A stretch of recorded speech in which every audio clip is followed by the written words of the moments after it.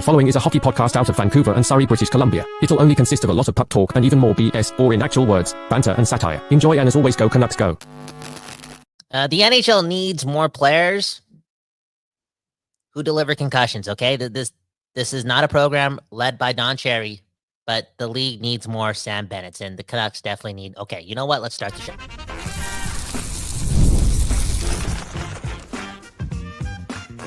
You're Locked On Canucks, your daily podcast on the Vancouver Canucks, part of the Locked On Podcast Network, your team every day.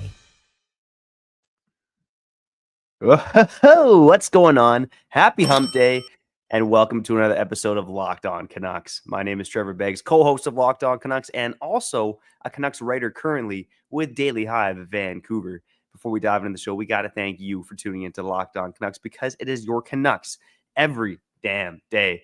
And Kyle and I, we aren't here without you tuning in right now. On today's episode, can the Canucks find the next Sam Bennett? It's a question that a lot of NHL teams should be asking themselves, because the Florida Panthers took a risk a couple years ago, but ended up with an absolute steal.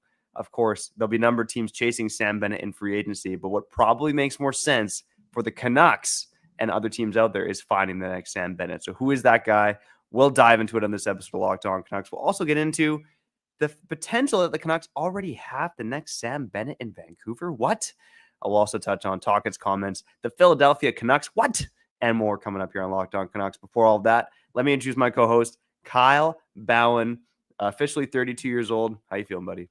32 and a half, man. Don't forget it. Every day counts. I live in the moment, unlike you, Trevor. You take it 1 year at a time. I take it 1 day at a time, okay? One breath at a time. And apparently we're taking it one Bennett at a time, okay? We want options. We want options. And I asked the Discord, join the Discord, link in the bio.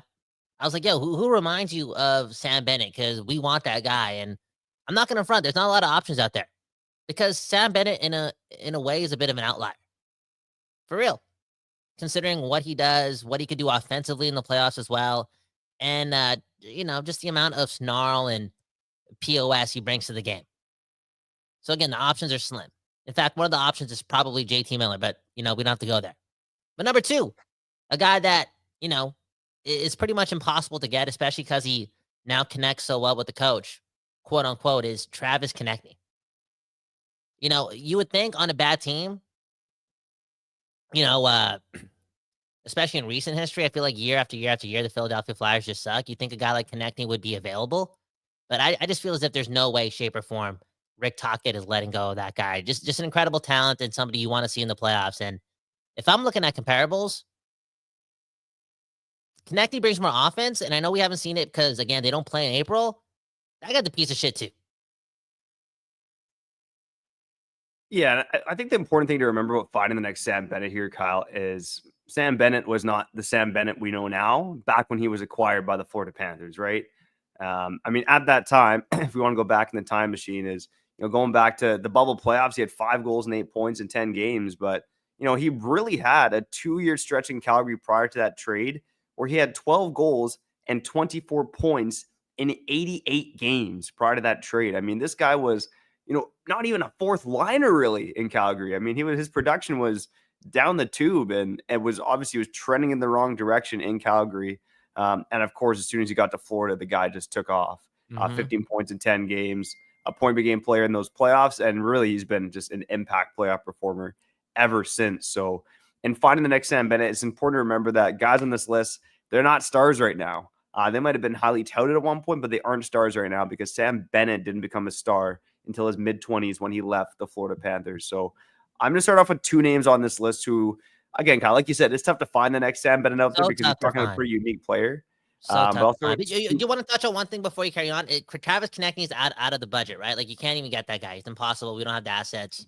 He's too good. Screw that pipe dream. Move on, Kyle. Yeah, he's Philadelphia's best player. Okay. What is Philadelphia going to take? We don't have the pieces yet. Okay. Yeah, unless they're already kind of fully in a rebuild. Unless you want to give Philadelphia multiple first-round picks for Travis Konecny, I would say it's not happening. Okay. But curious, if you're listening to the show, let us know in the comments, what would you give up for Travis Konecny? I think it's got to start with a couple first-round picks as a beginning point of the conversation. But finding the next Sam Bennett could be a little cheaper for the Canucks. And as a reminder, when Sam Bennett was traded from Calgary to the Florida Panthers over 4 years ago now, he was traded along with a 6th-round pick for a 2nd-round pick and Emil Heineman, who was also a recent 2nd-round pick. So, I mean, that's like the Canucks. Again, if you're looking for a comparable deal, it's Atu Ratu and a 2nd-round pick for the next Sam Bennett. But let me start with 2 guys on this list here who I think might be the closest comparable to Sam Bennett. Not to say they're going to turn out this way, but I have Cole Sillinger with the Columbus Blue Jackets and Hendrix Lapierre with the Washington Capitals. Now, I think Cole Sillinger most closely fits this description. He's big, he's young, he's physical, he plays the center ice position, and his production in Columbus is kind of stagnated, man. I mean, one too many BJs for that guy, perhaps, but again, this year, 33 points in 66 games. That was a career high for him, but looking at his 4 NHL seasons, you have 31 points, you have 11 points, you have 32 points, and you have 33 points. So even though his role has increased in Columbus over the past couple of seasons, the production has not increased. And again, I think that could be a guy who's got a deep prospect pipeline in Columbus, a lot of young forwards, especially with Lindstrom coming up. That could be a guy who's expendable in Columbus. Wow. Well, I think, the public breakup, man. Him and Tate McRae, man. Like, if me and my girl ever broke up, you think I'd be podcasting the same? Straight up, man. It's hard out there, man. Give this guy a break, and maybe you can get him on the low. Right? Maybe you can get him on the low, and maybe he'd be playing better, knowing that, he could shove it up the rear end of the Calgary Flames every once in a while, right? You never know. Revenge. What's the quote, man? Revenge, man. Sweeter than a blackberry, right? That's the quote. I think Cole Sillinger, I don't even know how this guy, to be honest. I don't even know much about this guy. Can't say much about him. I feel as if he was hyped up. Haven't seen the most. You just went through his box score. You saw his point. You just read out his points. Hasn't reached his ceiling. And again, I feel like you're interested in those guys because, again, look at what the Panthers gave up for Sam Bennett. It was like a 2nd-round pick and a prospect, right? It was kind of like a 2nd or 3rd-round pick too. Like, you want to get guys on the low, and you would think that Cole Sillinger is not only expendable, but maybe his time in Columbus is just like done. Yeah, well, honestly, I do think that, again, Adam Fantilli is your number 1 center. You got Ken Johnson who can play center. Caden Lindstrom, another big center who is still obviously very young and raw for them, but a guy that projects as a top 2 center like Fantilli. I do think Cole Sillinger is an expendable piece there. Now, I think a team like Columbus probably doesn't want futures like Calgary took in this trade. They might be looking for more of a win now piece. So I'm not sure exactly what that piece is for Columbus Blue Jackets. Like, is it, I don't want to throw this name out, a Connor Garland type, maybe not Connor Garland but more of a win now player for a Columbus team that is trying to get over the hump and not necessarily collect futures. Cole Sillinger is a guy that, sorry to cut you off. I think a 2nd-round pick and like another piece. Who would that be? Like, would it be Archie Bains in a 2nd-round pick, or I don't know, Archer Shilovs maybe? Archer Shilovs in a 2nd-round. Like, who knows, right? Like, and yeah, Columbus may want to win ASAP, but a 2nd-round pick is something you could deal as well, right? Yeah, you could package that up and get somebody else to help out your team. So Cole Sillinger, I mean, can you tell the listeners and myself, like, have you seen a lot of him play? And I guess a simple question is this: like, does he finish checks? Because to me, it's like reclamation projects are cool and all, but if we're looking for the next Sam Bennett, bare minimum, like, finish your checks. Is he one of those guys? Yeah, I see Cole Sillinger as a guy that finishes checks. I mean, he was in the top 100, I believe, this season in terms of hits per 60. Okay. Had over 100 hits this season. I think the main thing with me about Cole Sillinger is, again, there's too many times where he looks like a passenger out there, right? Okay. And again, actually, he was less physical this season. So looking at the hits, he had 74 hits this season, but he was over 100 mark, the 100 mark in the 2 seasons previous. When I watched Columbus this year, I mean, you notice Marchenko, you notice Fantilli, you notice Ken Johnson. You don't notice a lot of Cole Sillinger. I do think he's been too much of a passenger out there. But again, Sam Bennett was definitely a passenger in Calgary towards the end of his time there. And again, a guy like Cole Sillinger, a high draft pick, 12th overall, broke into the NHL right away, just like Sam Bennett. Could be a guy. He's got the tools to be the next Sam Bennett, and a change of scenery could be all he needs. Now, let's get to one other name before we cut to break, and I think it's one of the closest comparables I have to Sam Bennett as well, and it's Hendrix Lapierre. And again, 1st-round pick, not an incredibly physical guy, but a guy who's fallen behind in the depth chart in Washington due to the fact that they have a better team now, right? But this is a guy who was a full-time NHLer last season. When he went down in the AHL playoffs, he helped the Hershey Bears win the AHL championship. He was a rock star in those AHL playoffs. Was a point-per-game player down there this year, but only got into 27 games with the Washington Capitals. And again, I think Cole Sillinger is a better comparable because he's more physical. But Hendrik Lapierre, I think, is a guy that has potential that could also use a fresh start in another city, and probably cost you a bit less than Cole Sillinger as well. You know, we talked a bit about this guy on the phone before the show started, and you mentioned how this is the type of dude who, you know, just couldn't crack a really good team, right? And maybe, you know, maybe not disgruntled, but again, just like Cole Sillinger, maybe the time is over. You know, it's time to move on, and another guy that you can get for the low. And the more and more I keep thinking about like, oh, getting guys on the low, like I would love, and I know it's a miracle, but Sam Bennett was a miracle. Like, it's so important for a team like the Vancouver Canucks and Patrick Alvin and Jim Rutherford to hit a grand slam via a trade that involves a second-round pick or a third-round pick. Like, maybe you can get this guy for a third. Isn't that the most essential thing here, Trevor? I know, like, getting Elias Pettersson back and this and that, and possibly, you know, swinging for the fences for like a number 1 center or a number 2 center. We talked about Barzell a lot, but that other move, you know, that other move that's like low key but so impactful involves I would say bare maximum, if that's a term, like a second and a third round pick.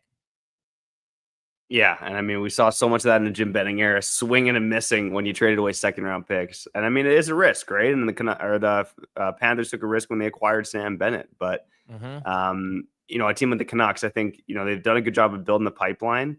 I think at this point, you got to use that pipeline, or, you know, maybe use some of your draft picks as well to potentially improve this team, especially with the stakes being as high as they are. Oh, 100% into next season. 100%, Trevor. And I know, like, Sam Bennett, it wasn't the same Sam Bennett that Florida, you know, ultimately got when they acquired him. But that's why I asked you about Cole Sillinger and his ability to finish checks. Like, you got to notice the little things. And based on the first two guys that you just talked about, like, the little things are, like, they're tough to play against.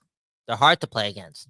You can see guys like this not be walked over in the playoffs, right? And it's one of those things also to make sure that these guys possibly have, I want to say, like, top 6 potential, because Sam Bennett in the playoffs, he's definitely top 6. Like, he's top 6, but you mentioned this many times. Like, he's option number, like, 4 or 5, right?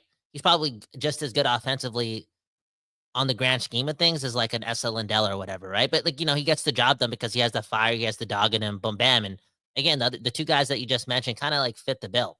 Kind of. Yeah, I do got to say, I think you were talking about Rope Hintz. You mentioned Esa Lindell, the defenseman. You talk about Rope Hintz, right? Oh, no, did I say Lindell? Why did I say Lindell? What's his name? The center for the Florida Panthers. Lundell. Anton Lundell. Anton Lundell. What am I saying? My bad. My bad. Okay. All right. Yeah, I just started watching hockey now, so it's all good. Me too, man. There we go. Okay. Let's get to break here. We'll get to some more potential Sam Bennetts on the other side and talk more about, the Canucks have the next Sam Bennett. That's coming up here on Locked On Canucks. Before we get back to the show, let's talk about dem nuts, baby. Because are you looking for the snack that's both delicious and nutritious?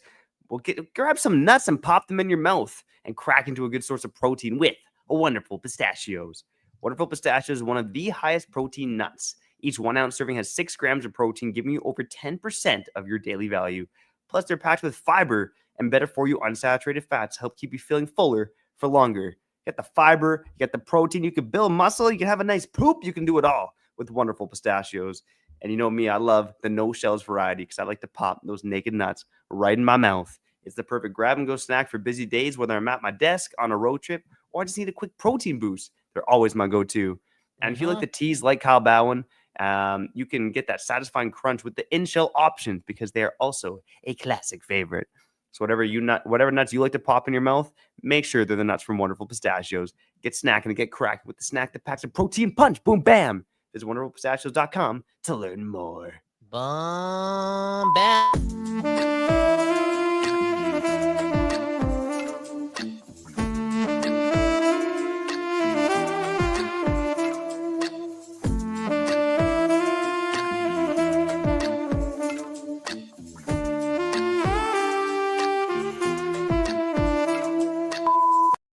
People, we back doing this, and that's talking about your Canucks. Do us all a favor, hit the like button, and go look at our Substack. Okay, we just dropped another article yesterday, another transcript, another conversation.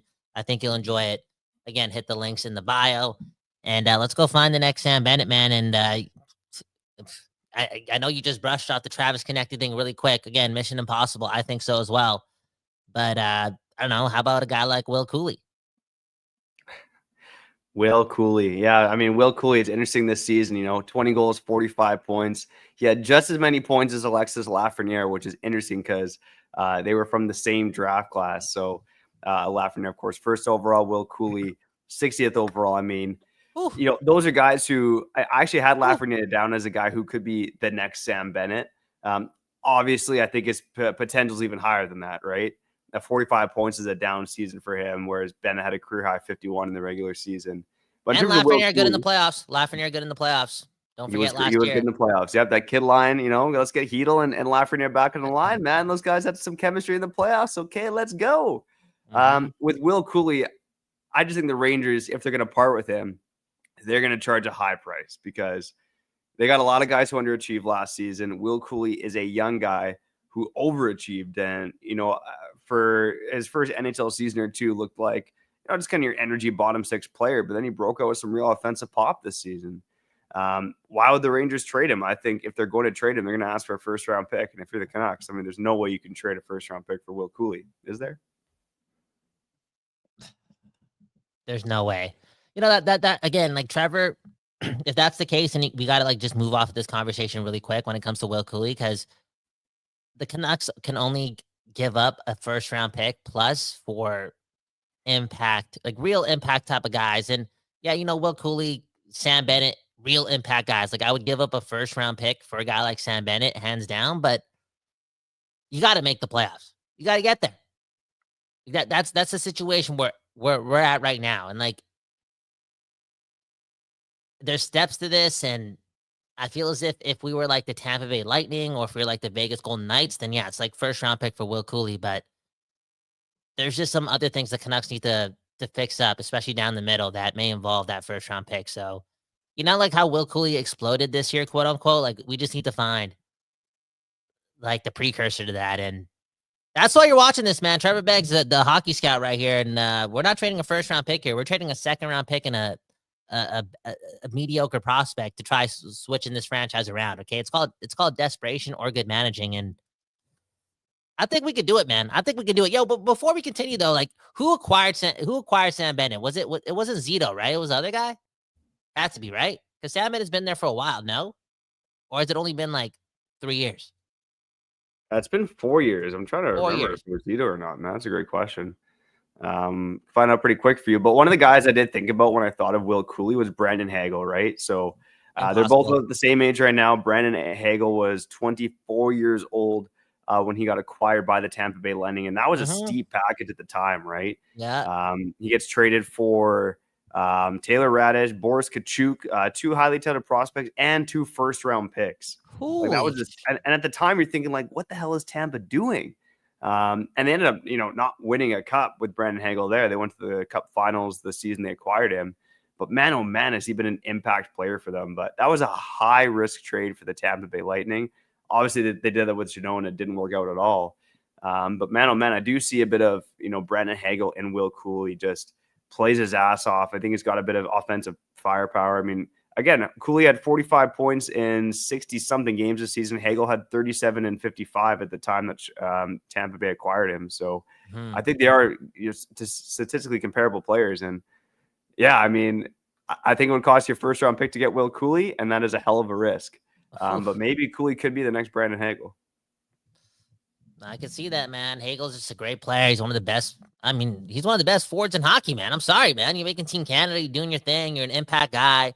Brandon Hagel, he's like, I feel like he's one of the most popular players in hockey based on what he did with Kachuk too a couple months ago. So, damn, bro, like that's such a steep price, but what a trade. What a trade. And again, I hope the Canucks don't go into that territory because it's so risky, like so risky. Like you'd rather quote unquote have Matt Barzal than Sam Bennett or Brandon Hagel. But at the same time, as I'm saying that sentence, I'm like, Really? Like, you want to really think about that? And like, damn, bro, these players are just so hard to acquire, man.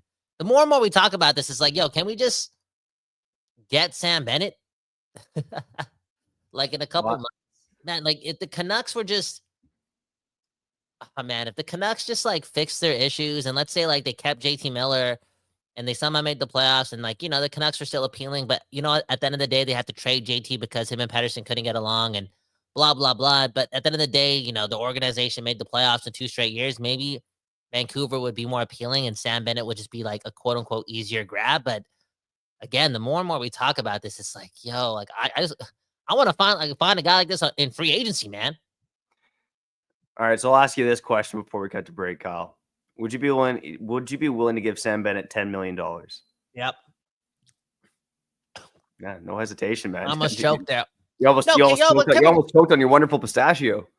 Dude, I'm sorry, man. I'm sorry. I'm sorry, guys. But I watched Don Cherry. Okay, there you go. People leaving the show now. Oh, people unsubscribing. I watched Don Cherry growing up, okay? So Don Cherry was like an uncle to me.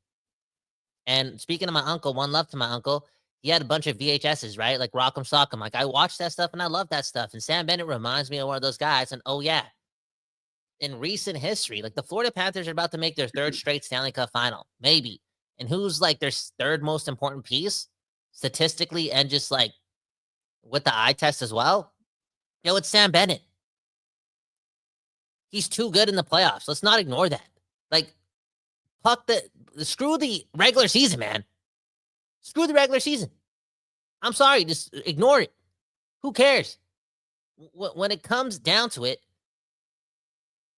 I meant this, okay? When it comes to forwards, I'm like, yo, is it Connor McDavid? Is it Leon Draisaitl? Is it Alexander Barkov? And before I get to Matthew Tkachuk, am I going to Sam Bennett? I think I am. When it comes to my I've watched a lot of playoff hockey this year. He's that good. So I'd pay a lot of money to get him. Now, on that note, though, you didn't ask me as like a Canucks fan. I think you asked me that question like as an NHL exec.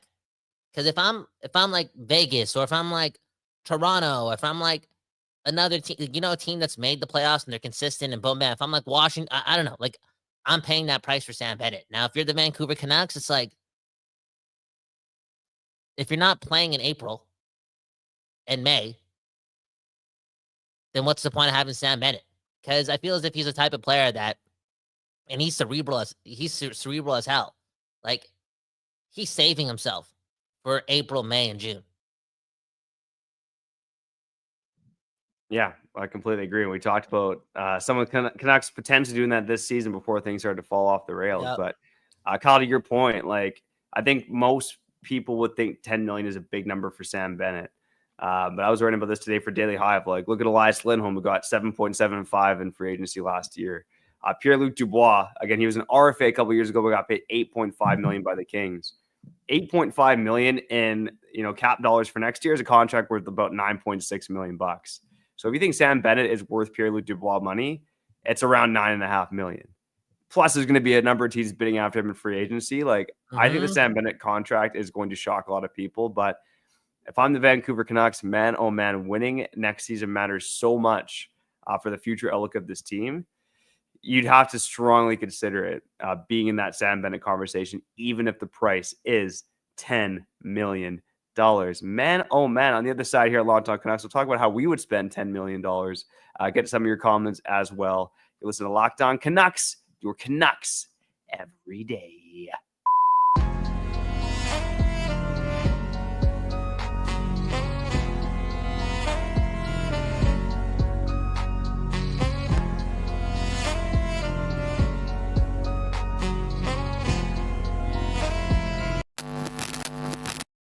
Okay, we back doing this, and that's talking about your Canucks and Sam Bennett being, I don't know, like, is he, like, realistically speaking, like, is he like the modern day Rick Tocchet?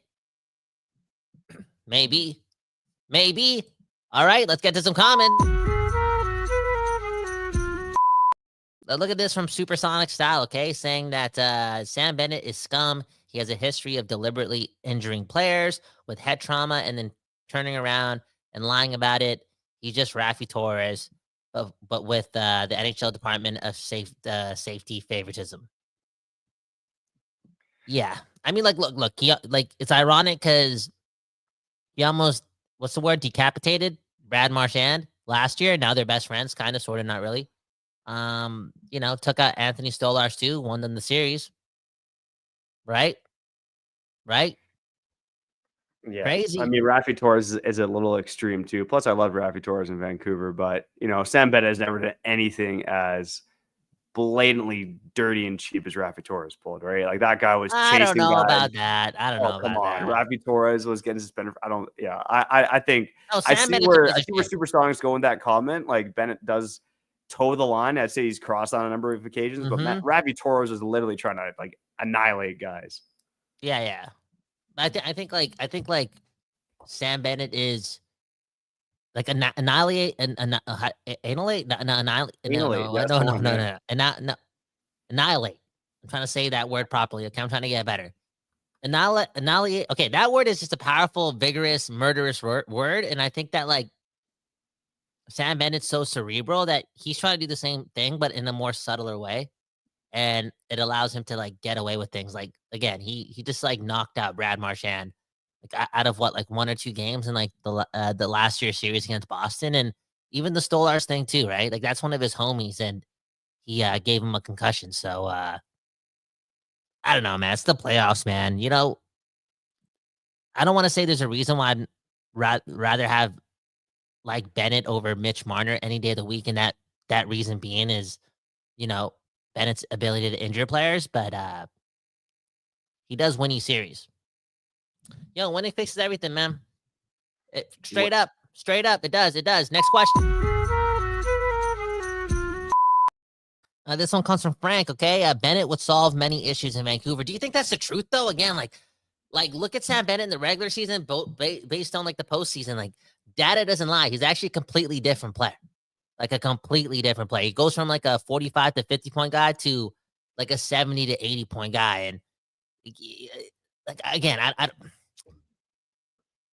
I just don't think the Canucks are in a position to like, even though I want Sam Bennett, I just feel like they're not in a position to like do everything for him, because you mentioned this too many times, bro. Like, yeah, he's so impactful and he's really good. Like, he's worth the money, but you get the most out of him based on him being like option number 4 or 5. Like, they got Bobrovsky, they got Barkov, they got Kachuk, they got Seth Jones, they got Gustav Forsling, they got Sam Reinhart.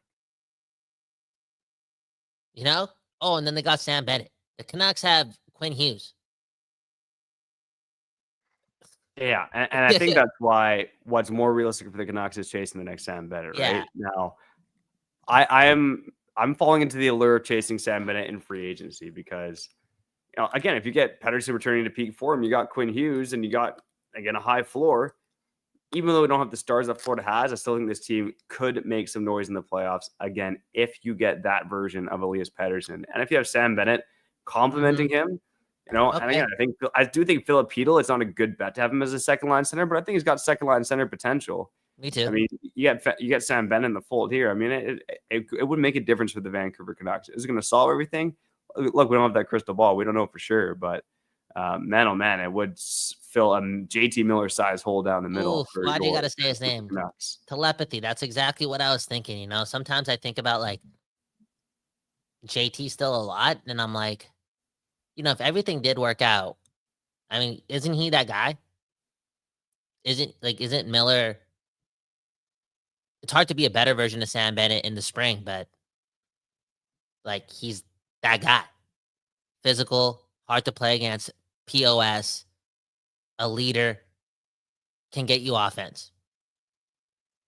So yeah, anywho, Trevor, the more we do this, I get a little depressed. Is there any other names on your list? Like I'm giving you a second and third round pick, and you're giving me a guy that's like 79 overall, but in the right system, he's turning into the next Sam Bennett. Like, I don't know if you went through your whole list, but just give us some names, man. Give us some more names. All right, I'll give you a couple more before we get out of here on Locked On Canucks. I'm going to go Josh Doan with the Utah Hockey Club. Again, his dad was a Coyote alumni, but they're in Utah now. Does he have the same tie there? He was really good in his first season, kind of fell down the depth chart in the second season, but he's a physical guy, a younger guy, came with some pedigree. I could see him turning into the next Sam Bennett. Dawson Mercer, another guy I had on my list, again, a little smaller, but really tenacious. If New Jersey makes a big move, you could bet that he's going to be a guy that's going to be included. And then you have guys that have already been traded, right? I mean, I have Capo Caco, Dylan Cousins, and Kirby Dach as players kind of rounding out that list. Guys who have not hit their peak that they were once at in their career. Again, Kirby Dach's had a number of injury issues. If he could ever figure it out and stay healthy, I think he could be a dangerous guy. I think Capo Caco's been a lot better in Seattle. And we'll see what Dylan Cousins can do with the auto centers moving forward. But, I mean, those are some guys that I have. Again, realistically, I don't think Caco and Cousins are going anywhere. I think Dach could maybe be moved by Montreal. So I think Dach, Mercer, Doan, Lapierre, and Sillinger would be the 5 names to watch, with Lafreniere maybe as the bonus pipe dream if the Rangers decide to turkey on him. Boom, bam, boom, bam. And, you just went through all those names and my mind's going to a million places. And I'm like, okay, you listed a couple guys. And again, I don't know if those guys have the snarl. Those guys have the snarl. Those guys have the dog. I don't know, because Sam Bennett's a different beast. I just went on Twitter and there's a hit compilation of Sam Bennett in the playoffs. And I'm like, yo, dude, this guy's nasty. This guy's nasty. He's elite, bro. Like, all the skill that's going into the game is probably a good thing that like Florida keeps winning, and one of their best players is a guy that, like, I'm sorry for saying this, but he murders people, man. Like, he's a football player out there. For real. I wonder if, like, okay, I'm going to name you 2 Canucks, and I know we keep saying, like, oh, we're going to get out of here, but two Canucks that maybe have that type of swagger in them, and one of them is Kiefer Sherwood. Again, dude, like, I wonder what's Sam Bennett's career high in goals? Is it like 20? Is it 27? Is it 30? I don't know. But again, I'll make this argument again. Like, if JT Miller and Elias Pettersson got their shit together this year, there's a good chance that Kiefer Sherwood is like a literal 25 goal scorer, as opposed to doing it on his own, right? So is Kiefer Sherwood that dog, that guy, that Sam Bennett, and how about Aturatu? Yeah, I agree. I think Aturatu is a great one to bring up, Kyle. And the guy loves to hit. He's a smart player. He's got some goal scoring touch. I know the speed's the big thing in his game, but there's a ceiling there that's untapped. And we talked about Aturatu being on that similar trajectory to JT Miller, right? A guy who kind of slowly progressed despite high pedigree. I'd say Sam Bennett was very similar to that. I've said it before. I think Aturatu is a full-time NHL player next season. And he's a guy who, again, on a hits per 60 basis, was really only behind Dakota Joshua and Kiefer Sherwood on the Vancouver Canucks. So, I do think Aturatu has some Sam Bennett potential. And Kiefer Sherwood, we talked about it before as well. I do think there is a next level in his game, especially if he plays with the center iceman consistently who can feed him the puck. Because, man, that guy looked like he could do it on his own for a large chunk of this season. Yeah, he was doing it on his own. Like, what a player. And, here's the thing, Canucks fans. Like, one thing to look forward to next season is Kiefer Sherwood, because he's going to, like, he's making that generational wealth next year. He's worked his ass off his whole career. Now he's about to turn 30 years old, 29. I don't know what his age is, but this is his moment. He's coming off a 19-goal season, and he looked good the whole season. Like, he's going to do anything in his power to, I wouldn't say double up what he did last year, but you're getting the same thing and more, and I'm really excited to see him play. And the whole Aturatu thing, again, Finnish players are regularly just like hard-nosed and hard to play against, and they have a little bit of snarl. It's not like loud and vocal like Sam Bennett and whatnot, but he is going to be what's the word I'm looking for? If you want to compare a guy, like compare someone to, like, what's his name again? Lundell, right? I can see Ratu being an important part of a good team and providing some value. But again, we're talking about Sam Bennett here, a whole different beast, and it's just hard to find these guys. And we tried to do it for 34 minutes, but the more and more we talk about it, it's like, it's just hard, man. It's just hard. It's not easy. It's hard, but as a reminder, Sam Bennett wasn't Sam Bennett before he joined the Florida Panthers. So the Canucks could still find that guy and could find him for a lot cheaper compared to giving Sam Bennett $10 million in free agency.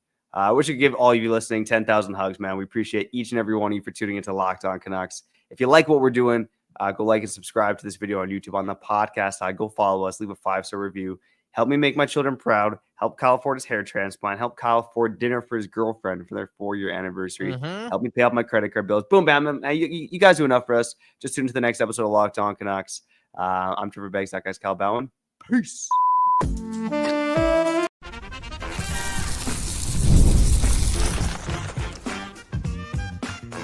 Your Locked On Canucks, your daily podcast on the Vancouver Canucks, part of the Locked On Podcast Network, your team every day.